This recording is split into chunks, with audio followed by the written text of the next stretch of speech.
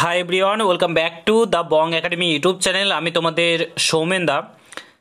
তো সত্যি কথা বলতে আজকে খুবই খারাপ লাগছে। আশা করি তোমরা টাইটেল আর থাম্বনেল দেখে বুঝতেই পেরে গেছো আজকে কোন টপিকে কথা হতে চলেছে।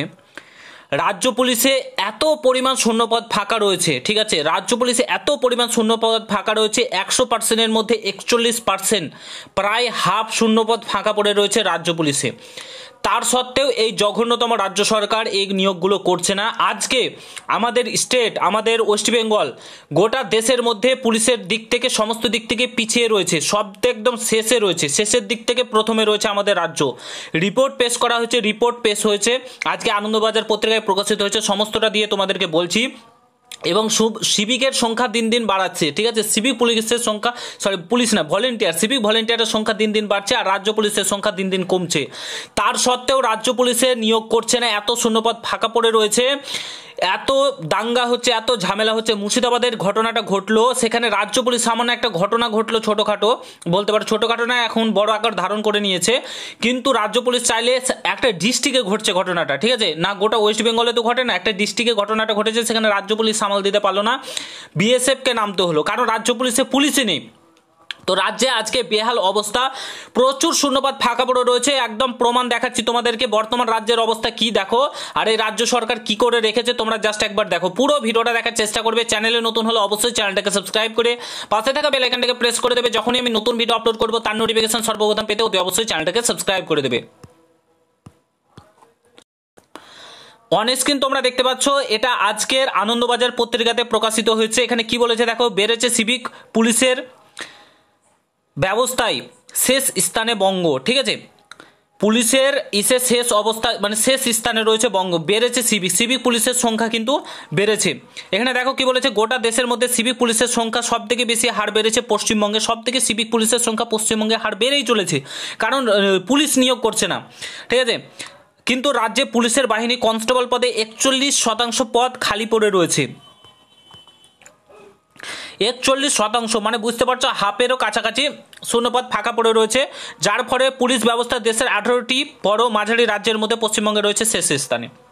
হবেই, এরকম হবে, পুলিশে নিয়োগ করবে না, আইন শৃঙ্খলা রক্ষা কে করবে? পুলিশে নিয়োগ না করলে তো এই অবস্থায় হবে, ঝড় ঝামেলা হবে, দাঙ্গা হবে, হিন্দু মুসলিম করে ভোটটা পেয়ে নিচ্ছে না, তার জন্য এই পুলিশ নিয়োগ করছে না, আর তোমরা ভোট দিয়ে দিচ্ছ, ঠিক আছে। তো দেখো আজকের অবস্থা দেখো, আনন্দবাজার পত্রিকাতে প্রকাশিত হচ্ছে,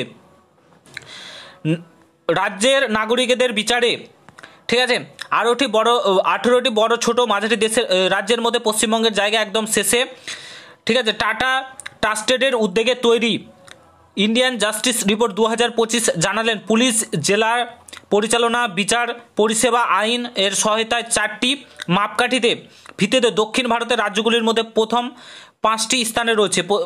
দক্ষিণ ভারতের যে রাজ্যগুলি রয়েছে সেগুলি 5টি প্রথমে রয়েছে, যেখানে অ্যাকচুয়ালি বিজেপি গভর্নমেন্ট নেই, সেখানে তো আদার গভর্নমেন্ট রয়েছে,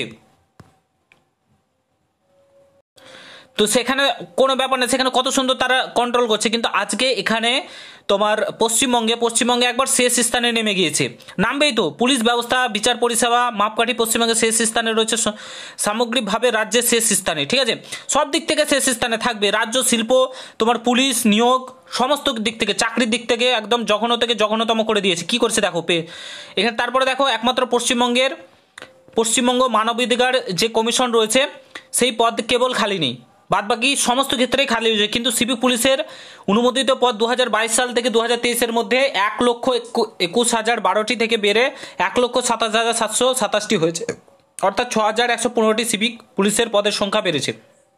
সিভিক বাড়িয়ে চলেছে, আর কোনো রাজ্যে সিভিক পুলিশের সংখ্যা কিন্তু এত বাড়েনি, ঠিক আছে। আর কোনো রাজ্যে এত হারে কনস্টেবল পদ খালি পড়ে নেই, শুধুমাত্র আমাদের ওয়েস্ট বেঙ্গল ছাড়া আর কোনো রাজ্যে এত শূন্যপদ ফাঁকা পড়ে নেই।